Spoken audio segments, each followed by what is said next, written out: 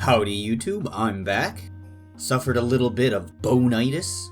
While I was in the hospital, some strange Chinese men approached me, put a bag over my head, put me in their car, cured my bonitis with an autism vaccine injection, and explained that in order to pay them back, I would need to review their game.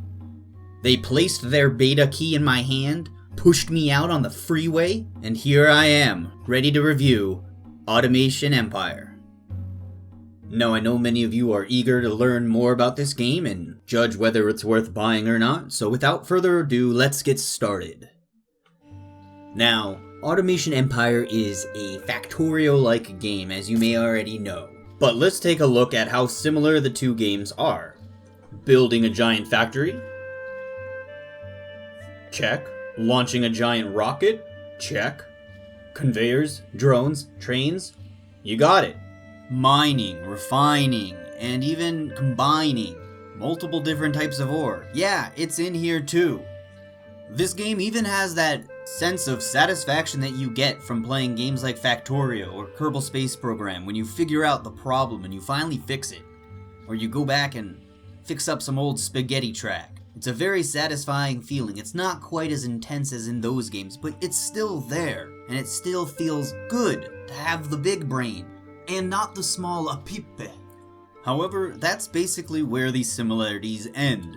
At the end of the day, these are two very different games with two very different scopes and purposes, even if they might have similar premises and similar gameplay. Whereas in Factorio, you are one lone dude running around. In Automation Empire, you are just a disembodied factory manager. In Factorio, drones are more of a late game print an entire base sort of thing. In Automation Empire, they're an early game necessity. In Factorio, conveyors are available right from the get-go and are necessary to automate your burgeoning factory. In Automation Empire, conveyor belts are locked behind research and you need to utilize minecarts, drone priorities, and other methods to get your goods transported around. But at their very core, these are two very different games. I would describe Automation Empire a bit more as a simplified Factorio, but not in a bad way. Again, it's still fun, it still hits those notes of satisfaction like a puzzle game, but how it handles everything is a lot more simple than Factorio. Need more miners? Just slap another one down. Need more power? Just buy another substation and slap it down. There's no need to worry about anything like recycling coal into your power supply or feeding your mining machines with your output. Instead, the bulk of your problem solving will come from making your factory as efficient and as profitable as possible. You see, in this, your objective is to make money through automated drone labor. Different ores sell for different amounts, and they can be smelted down, refined, or even combined into different materials to sell for more. The market for these ores also fluctuate periodically, leading it to be more profitable sometimes to make one ore over the other. Like Factorio, you can also research in this game various upgrades and building unlocks in order to maximize your factory's potential. You need to balance feeding the research bay with raw materials with the profit that you need to run your base. Your base will incur taxes worth, I believe, 2% of your income, but it will also charge you power costs for electricity. I was told this was to offset being able to just leave your game running and come back to tons of money. However, I actually accidentally left the game on after I ended the stream, and when I woke up in the morning, I was $200,000 richer, so while it may offset it to an extent, I still got paid. In order to get paid, you need to fill up the trucks that drive on by and park next to your factory with crates full of resources. You need to make the crate makers because you can't just give resources loosely like some sort of animal. You need to have unloading conveyors for your drones to pick up the resources, and you need to have empty trucks and parking spots for the trucks to come into to be filled up with. You can change all the priorities and filter out what kind of resources they can and can't take. And when the trucks are fully loaded or when they've waited around long enough, they will depart for an exit tunnel. Now you can make multiple entrances and multiple exits, and you can shift the roads all around, but the entrances all must be next to each other, and all tunnels must be put into a cliffside.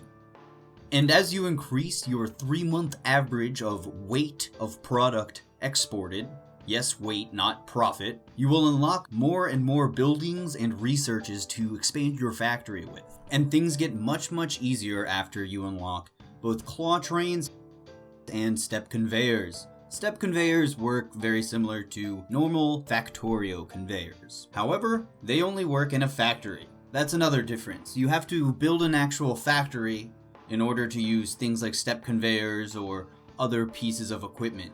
I actually like this because when you power the factory, it powers all of the machines inside of it, just like that. No extra work required.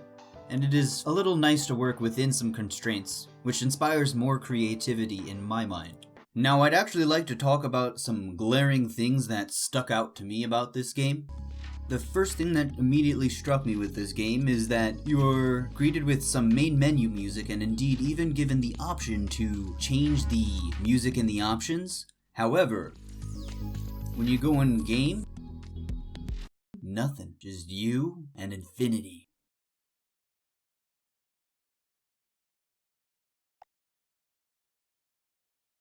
Now, originally I was going to count this actually as a negative against the game, but upon reflection, I found that it actually adds to the game's experience if you pair this game with Native American and New Age hippie wave music, which highlights and accentuates the industrial rape and pillage of Mother Earth as you frack the hack out of the oil deposits out in the ocean islands, forever polluting them and killing off the sea life. Another thing I noticed was that many of my drones early on seemed to have Dane barmage, and all seemed to try to do the same task at the same time. They all would race to a box and all try to pick it up, and only once one would actually pick it up would they split off to do other things. Now, this problem can be solved by changing up some priorities and spreading out, as well as increasing your output and the number of drones and their speed. I find that this problem doesn't really happen to me anymore, only a couple hours in, so it is a very solvable problem. Now, some of you out there might be thinking that this game just looks like a shallow Factorio. I don't really think of it like that. Again, these are two different games, and the way I would compare it would be this. This game is to Factorio what Airships Conquer the Skies is to From the Depths. Now whereas one is obviously more complicated and more open-ended in what you can do, the other one is easy to jump into, relax with, unwind with. Not as much investment is needed in it. Automation Empire has its own fair share of cool things to innovate with and experiment with and figure out.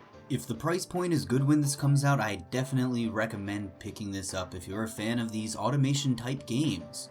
And I'm not just saying that because the Chinese agents who kidnapped me are withholding an antidote to the autism vaccination injection and threatening my pet gibbering mouther, Gottfried, named for his beautiful voice. Zhongguo, Renma, Shishi, Gottfried, because they're definitely not, and you should stop asking questions.